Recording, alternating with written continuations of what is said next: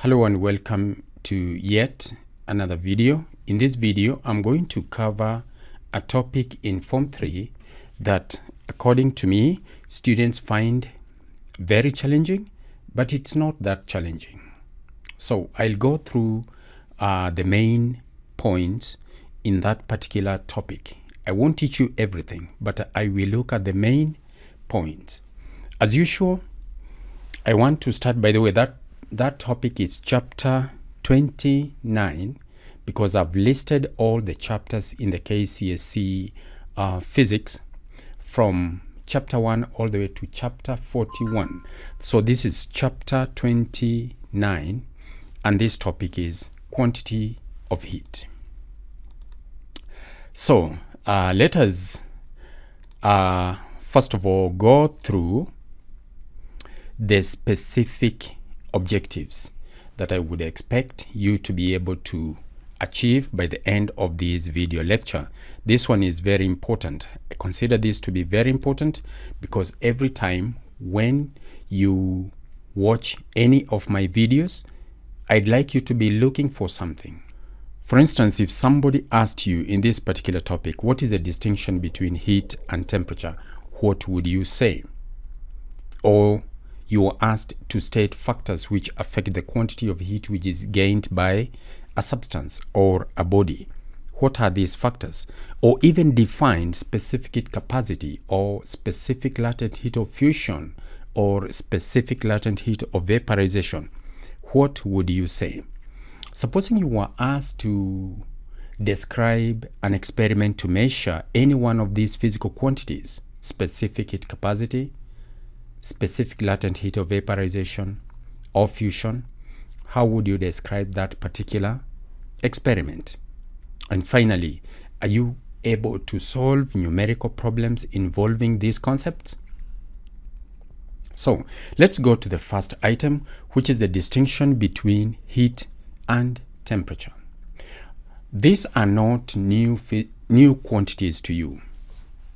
For example, you have encountered heat and temperature when you dealt with heat transfer, and you also dealt with thermal expansion. You must have mentioned heat and temperature.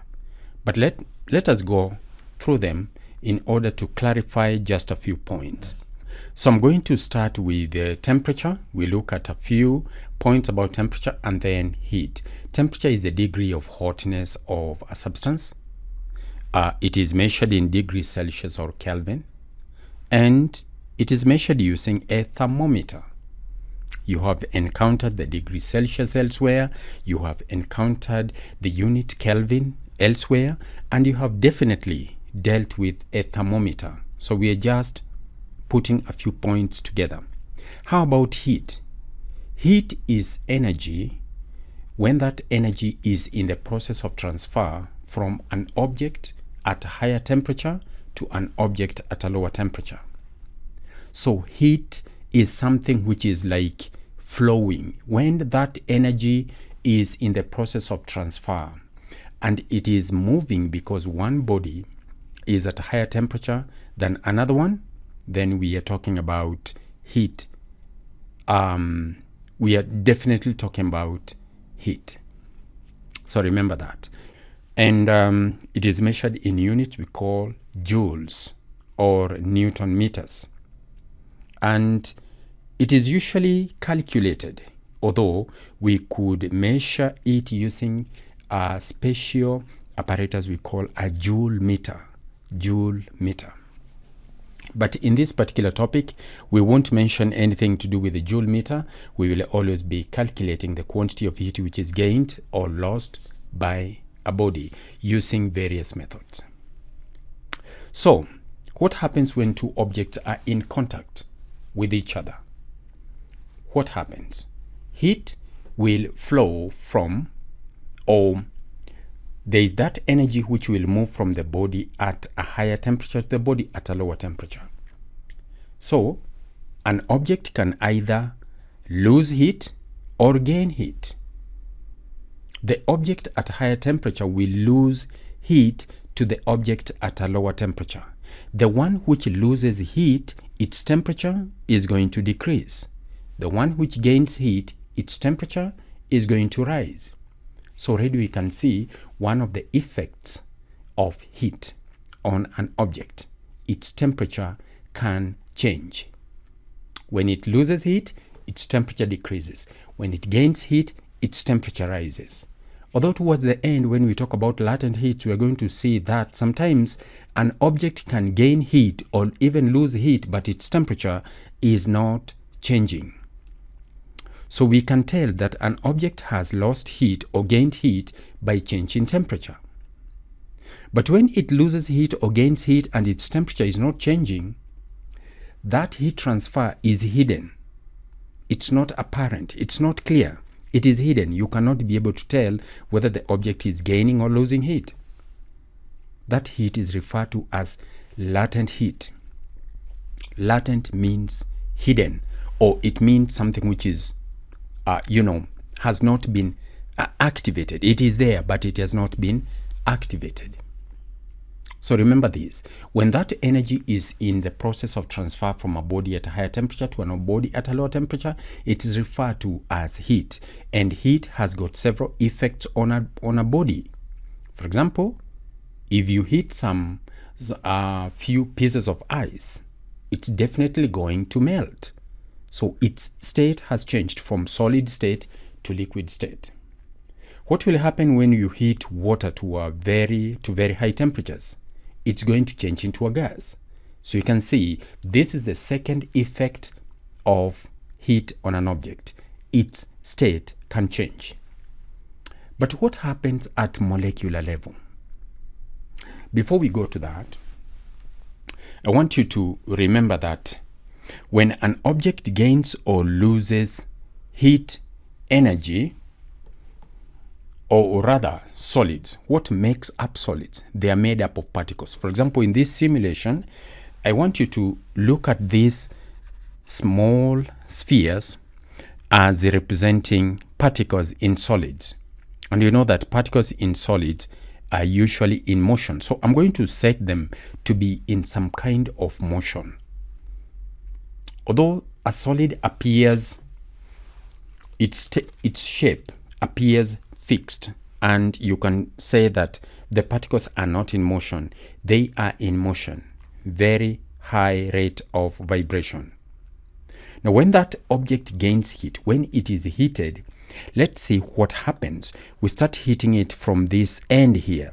You can see that the particles vibrate faster and faster. So at molecular level, this heat is converted into the kinetic energy of the molecules themselves. These molecules are also attracting each other. So by virtue of the fact that they are attracting each other, they possess a certain amount of potential energy. Not gravitational potential energy, but potential energy by the fact that one is in the gravitational field of the other one. So the molecules, by the fact that they are attracting each other, they've got potential energy. The fact that they are moving, they are vibrating, they've got kinetic energy. These are the two types of energy that these molecules have. When they are not gaining heat, they are not losing any heat. In other words, the object is in thermal equilibrium with its surrounding. As a matter of fact, we have already agreed that when an object gains heat, its temperature rises. When the other object loses heat, its temperature falls until the temperature of the two bodies is the same. The two objects are said to be in a form of equilibrium, which we refer to as thermal equilibrium. You have encountered this word equilibrium before when we dealt with turning effect of a force. And that was the principle of moments. Here, the kind of equilibrium we are talking about is thermal equilibrium. The sum of the kinetic energy and the potential energies of the molecules is referred to as internal energy of the object. So that is what happens. When that object is no longer transfers that heat, that energy is no longer referred to as heat. It's referred to as internal energy of the object. So internal energy of an object is the sum of the kinetic energy and the potential energies of that object. But probably in this syllabus at Kcse, you might not need that kind of explanation. You might not need to mention internal energy. But you definitely need to know what happens at molecular level when an object gains heat. Its particles vibrate faster and faster. And because each particle, when it's vibrating faster and faster, it requires more space, that solid ends up expanding. So that is the third effect of heat on an object. Its size can change. Because we know in thermal expansion, we say that when solids are heated, or liquids, or even gases, they expand. So remember, when an object gains heat, its temperature rises. When it loses heat, its temperature falls. That may be one of the effects. When an object gains heat, its state can change. It can change from a solid into a liquid and finally into a gas, or in the reverse if it is losing heat energy. And the other effect is that it can expand. In this topic, we are going to look at the factors which affect the quantity of heat which an object gains when it is heated, or the quantity of heat which the object loses when it cools down. So let's look at these factors. What are the factors which affect the quantity of heat which is gained or lost by a body? There are three of them. The mass of the object is certainly one of them, because when the mass of the object is doubled, the number of molecules in it is going to double, and each one of them gains its own amount of energy. You will need to apply more heat if the object's mass is increased. It's like when you are preparing a single cup of tea. You need a small quantity of heat. But if you're preparing tea for 20 or even 30 people, you need more heat energy. Why? The number of molecules of that substance that you're heating has increased, so you need more heat. And this can be translated to be the mass of the object. So the quantity of heat which is gained by the object is directly proportional to the mass. The other factor is the change in temperature. If you want to heat this substance so that the quantity of heat is doubled, or the temperature is doubled, you will need to double the quantity of heat if you are keeping the mass to be the same. And remember, we are talking about the same type of material, because factor number 3 is the type of material.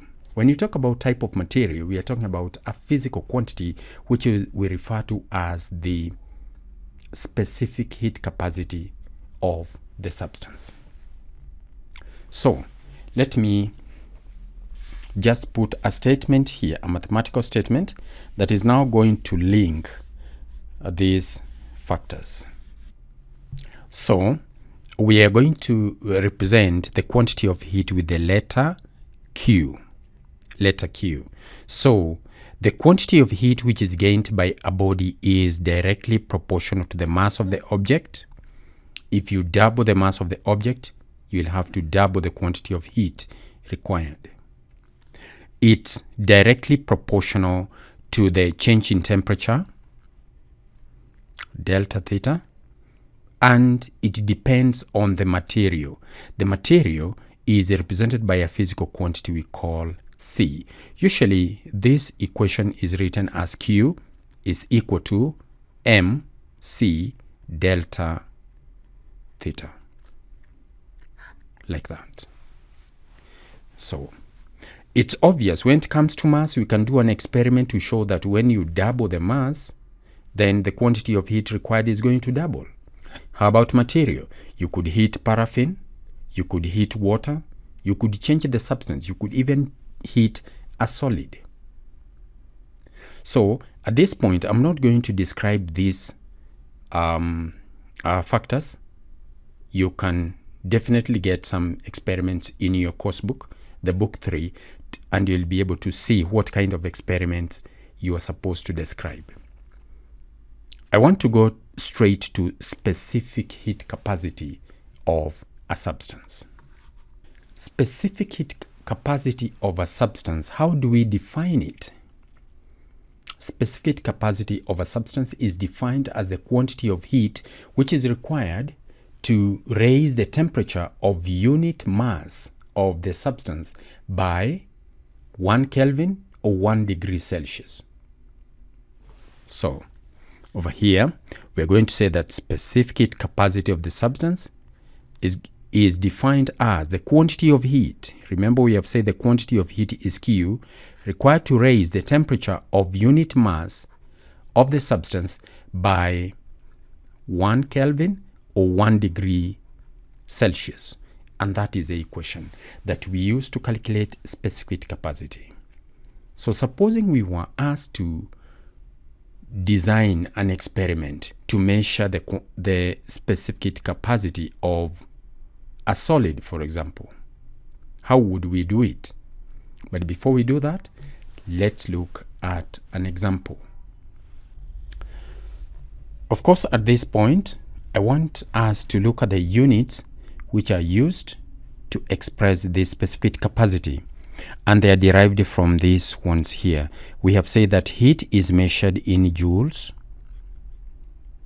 mass is measured in kilograms, and the change in temperature will be measured in degrees Celsius or Kelvin. So it is joules divided by Kelvin divided by kilogram. So this one means joules, then you leave a space there, you write kilograms raised to -1, Kelvin raised to -1, or degrees Celsius raised to -1. That is the unit of specific heat capacity. So the question I want us to look at is this one here. We've got a block of metal of mass 1.5 kg, which is suitably insulated and is heated from 30 degrees Celsius to 50 degrees Celsius in 8 minutes. 8 minutes. So you can see when it is heated, probably it is heated when we put that solid. Maybe since it is a piece of metal, it's a good conductor of heat. We put it in water. In order to measure its initial temperature, we measure the temperature of the water. And then we heat the water all the way to 50 degrees Celsius. And because it is in thermal equilibrium with its surrounding, if we measure the temperature of the water, we'll be measuring the temperature of the solid. So it is heated to 50 degrees Celsius in a time of 8 minutes, 20 seconds by an electric heater coil rated 54 watts. Okay, this time we have put the electric heater in the solid. Maybe it is embedded in the solid. Let's look at this one more closely so that you can be able to understand what is happening. And here we have the question. Let me just arrange it properly so that we'll be able to get whatever we need.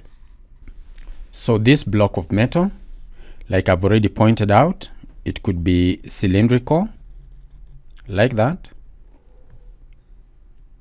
It will have one hole over here where we can put a thermometer.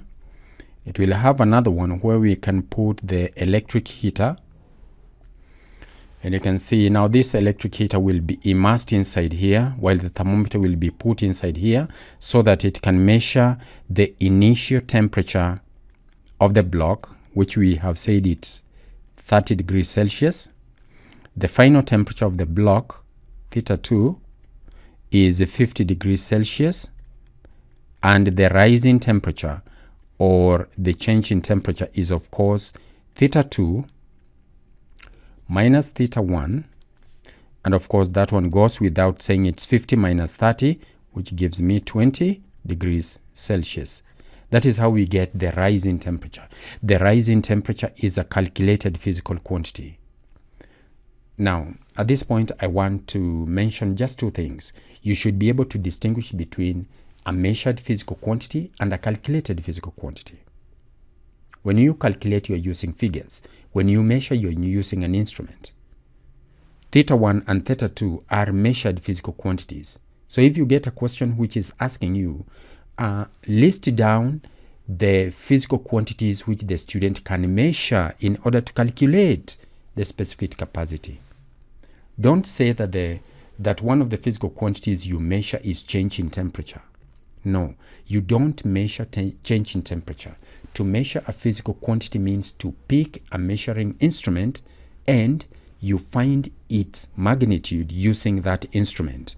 While to calculate means you manipulate figures. You add or subtract, you multiply, you find the square root, you do all sorts of physical or mathematical manipulations on those figures. That way you are calculating. So delta theta is a calculated physical quantity, but theta 1 and theta 2 are measured physical quantities. Don't forget that. So here we want to calculate the quantity of heat supplied by the heater. So in part A, the quantity of heat which is supplied by the heater is equal to the power of the heater, if we know it, times time in seconds. The power of the heater, let me see, is it provided? It's 54 watts. It's 54 watts. So 54 watts, this is joules per second. 1 watt is 1 joule per second. So it means that this time must be in seconds. 8 minutes is 8 times 60 seconds, and you get 480. And then you add 20 seconds to 480. When you add 20, you get 500 seconds. So for those who are wondering how I got 500 seconds, I converted the minutes to seconds, and I remember 1 minute is 60 seconds, so just multiply and then I add the 20 over there.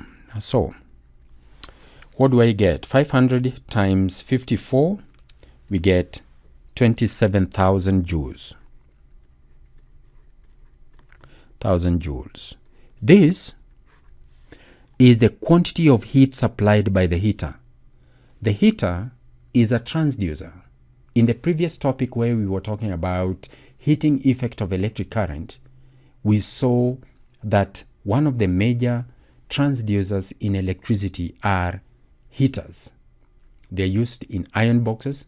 They're used in all sorts of heating equipment where electrical energy is converted into heat energy.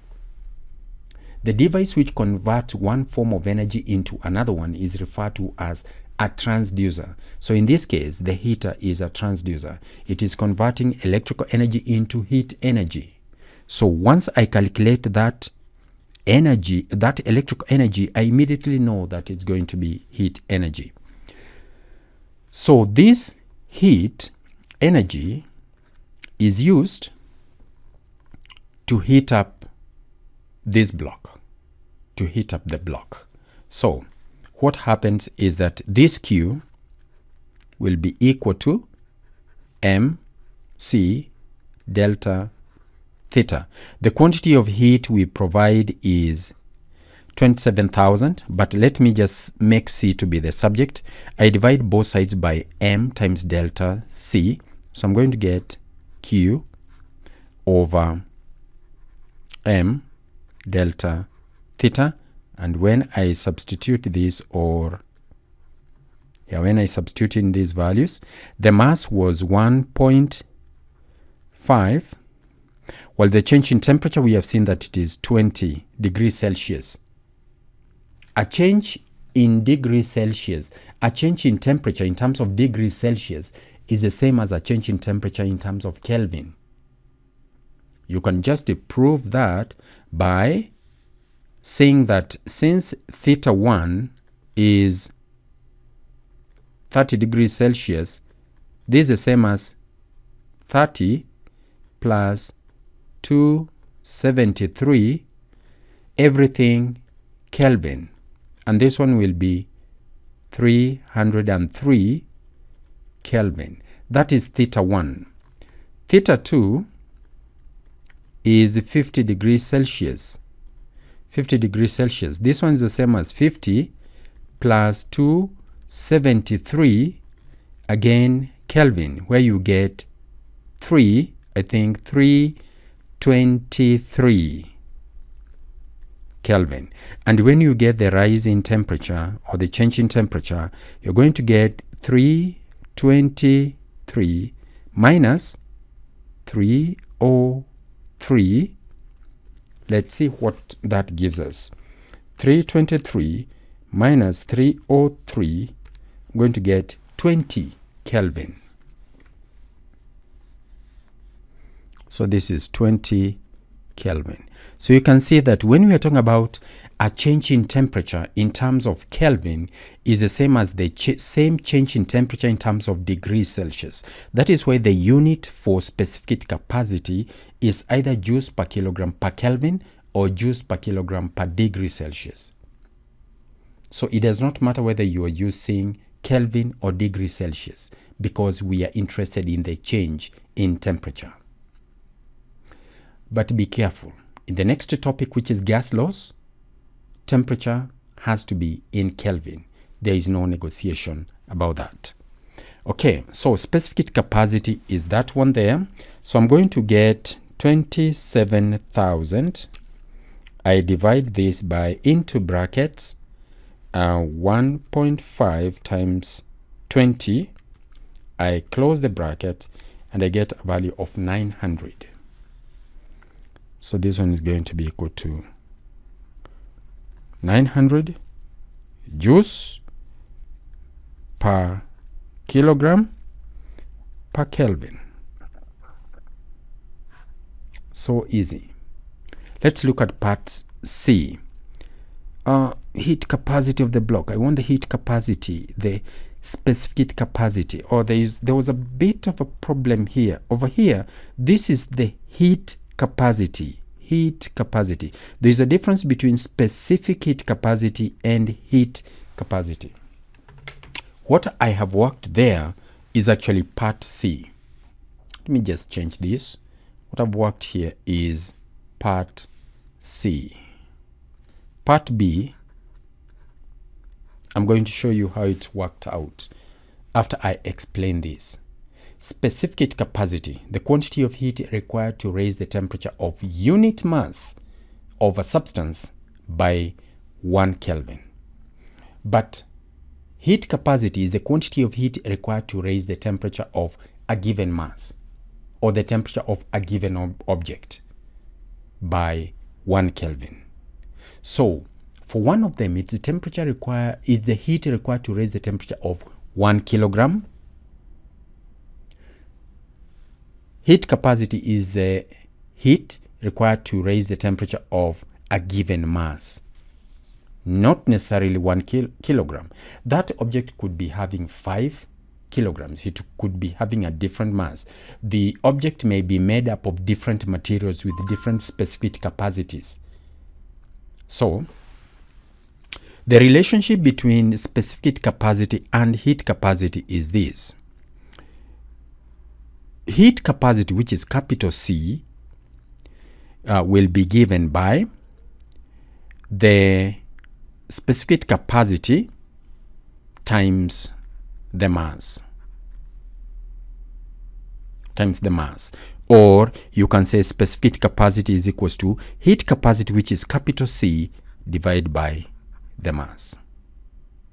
Heat capacity, which is capital C, is simply equal to the quantity of heat divided by the change in temperature. And this is what we would have used. We would have said this one is 27,000 rather, divided by the change in temperature, which is 20. And that would have given us, let me see, 27, 1, 2, 3, divide by 20. 1350. It would have given us 1,350 joules per Kelvin, or per degree Celsius. Notice that here we don't have per kilogram. Is it the same quantity when we do the specific capacity times the mass? The specific capacity was 900.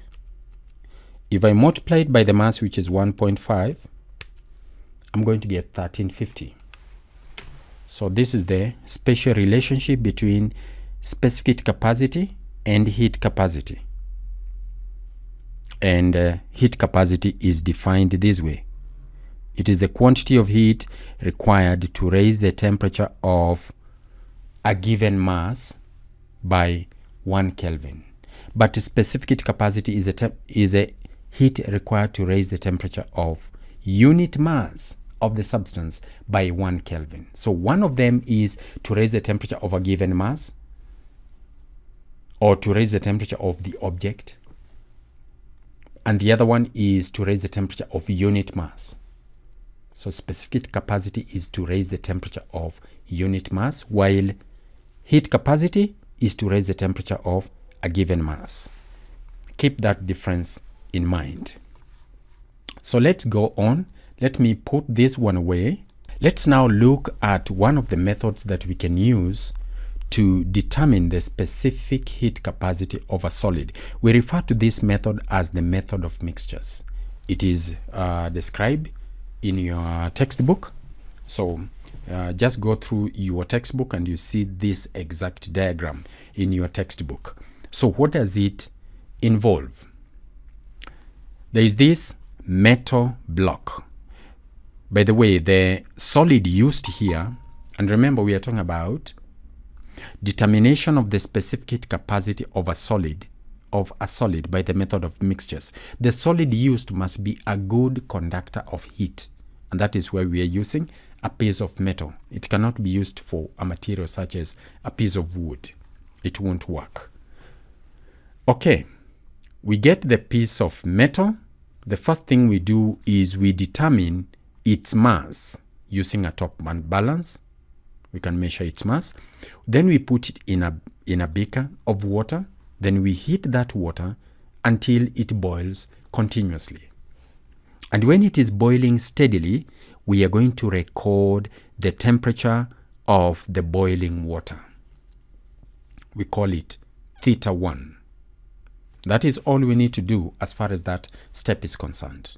And remember, we had tied that mass with a piece of thread in order to allow us to remove it from the boiling water. While that one is going on, we get a calorimeter. A calorimeter is a small container made up of a good conductor of heat, such as copper. And it's got a wire which has got a loop at the bottom. It is usually moved up and down in order to stir the water so that the water can be uniformly heated, or the temperature of the water can be the same throughout. So it is referred to as a stirrer. This one is a stirrer. So this one is a calorimeter.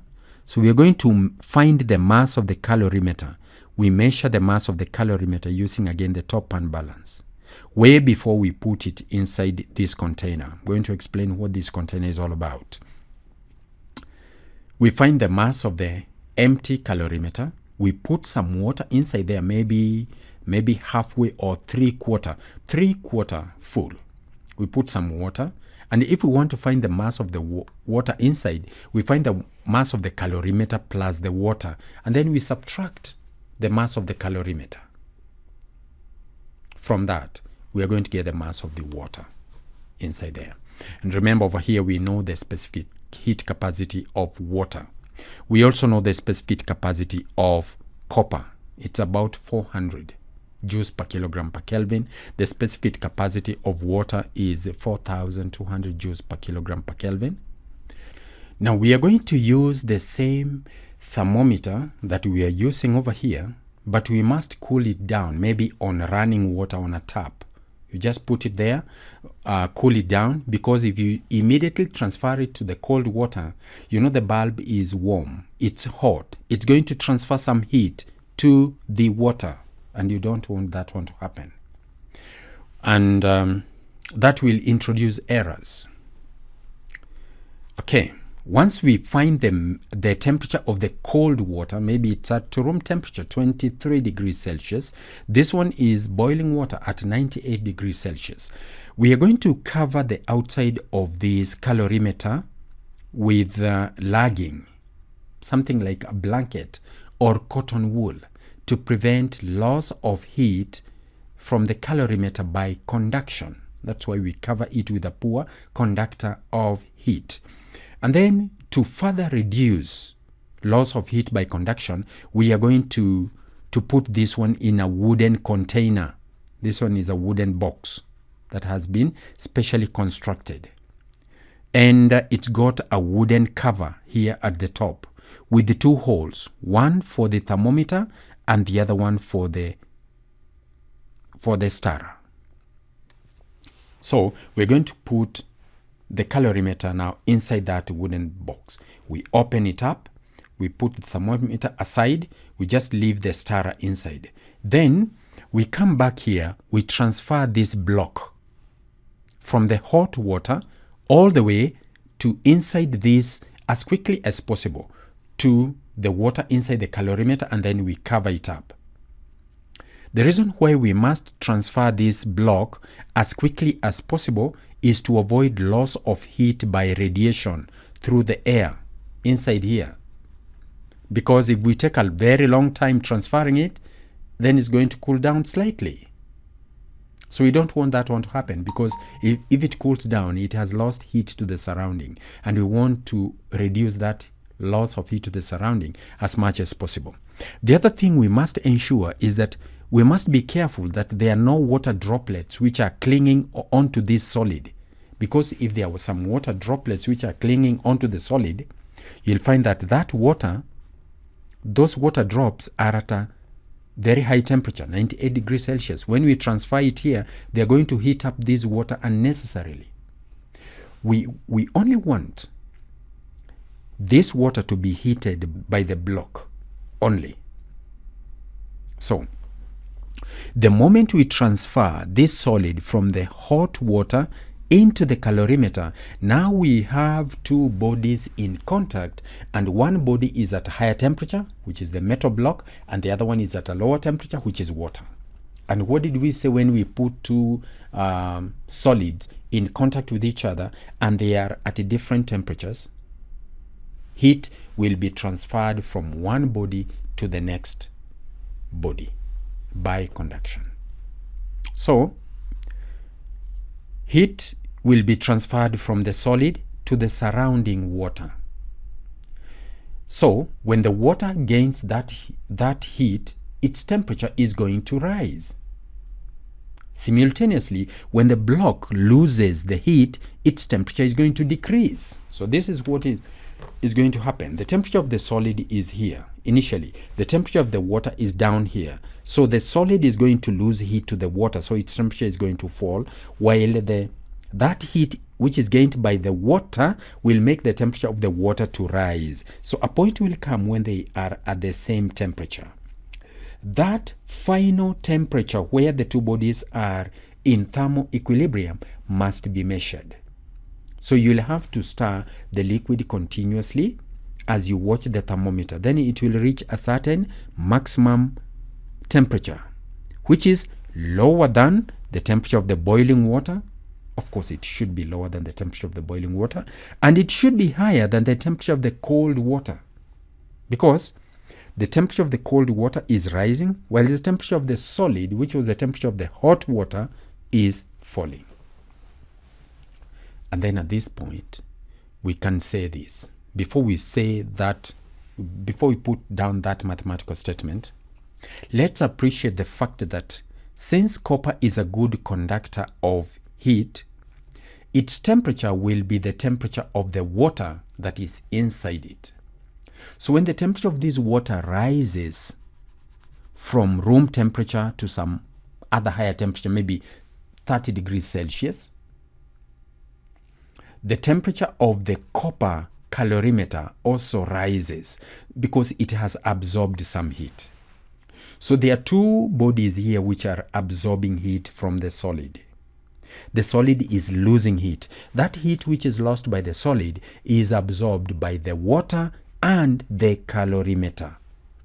If we assume no losses of heat occurred anywhere here, then the heat is transferred from the solid to the water until the three substances are in thermal equilibrium. They are at the same temperature.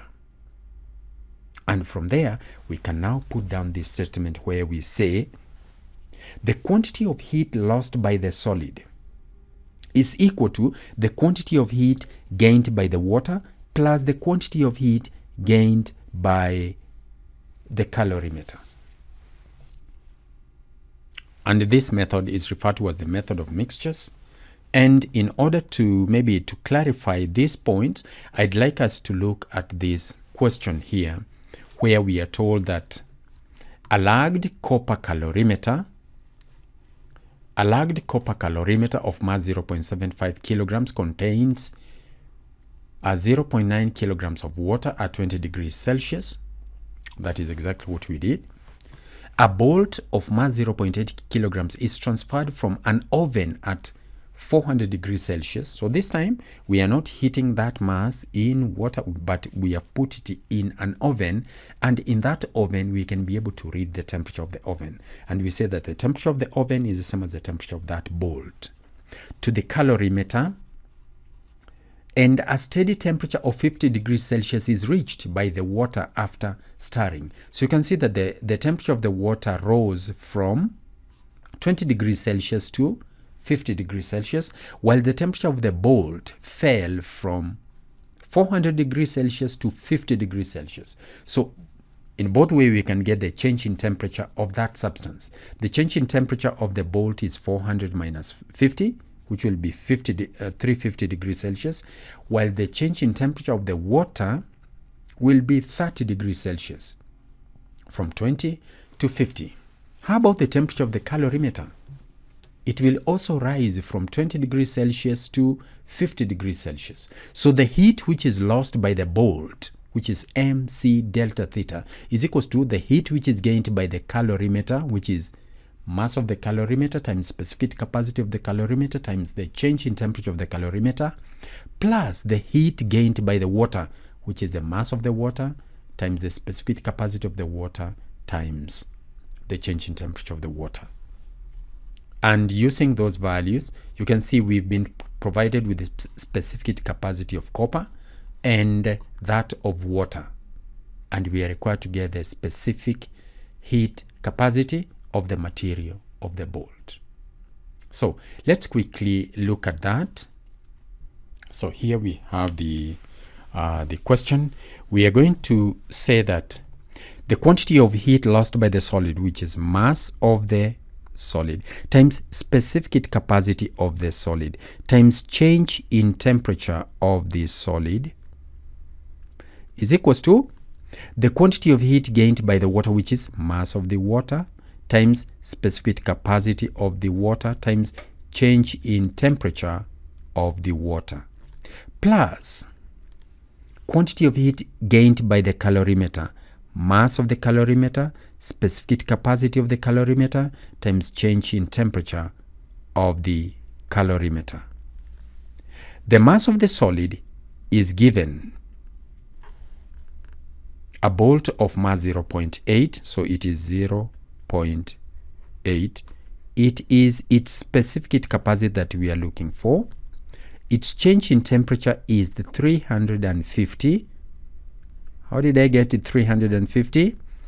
I did its initial temperature, which is 400, and I subtract its final temperature, which is 50. Mass of the water is 0.9. Specific capacity of the water is 4200. Change in temperature of the water is from 20 to 50, which will give me 30 degrees Celsius, plus the mass of the calorimeter, 0.75 kilograms, times specific capacity of the copper, that is because that calorimeter is made out of copper, times the change in temperature of the copper, which is again equal to the change in temperature of the water, which is 30. And you can see everything is known here. So, because I want to save time, I want to leave you at this point where I expect you have been able to understand how I have used the concept that I have already taught you. In the next video, I'm going to talk about latent heat of vaporization and latent heat of fusion. So don't miss my next video. And if this is your first time in this channel, just take time to subscribe so that when I release a video, you will be notified. Also, you can share these videos with some of your friends. Write a comment down there. Give it a thumb up. Do anything to see that this video reaches as many students as possible, because that is my mission. I want my channel to be one channel whereby students can always turn for help in physics. Especially, maybe you are not understanding what your teacher in school is teaching you. You can always come to this channel, and I have grouped my videos in terms of topics, or what I'm calling playlists. In a playlist, you will find videos on a particular topic. That is how I'm arranging these materials. So take time, share the video with your friends, and most importantly, don't miss my next video. I might be talking about a different topic or a continuation of this particular topic, and you'll be notified once you have subscribed. So see you in the next video.